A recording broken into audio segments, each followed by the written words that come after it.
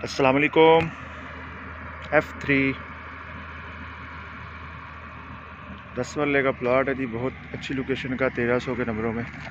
ये इसका street view है, ठीक है जी।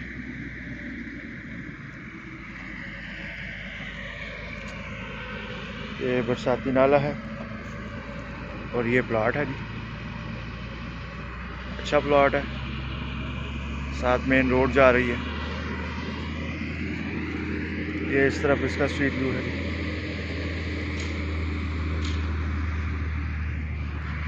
ये रोड है इसका, ये घर बना हुआ है, बहुत ही अच्छी लोकेशन का प्लॉट है। ये सामने F4 भी की टैंकी नज़र आ रही है आपको, और ये F3 के घर बना हुआ है।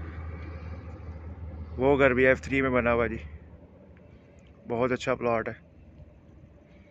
35-70 का प्लॉट है जी, अच्छी लोकेशन का।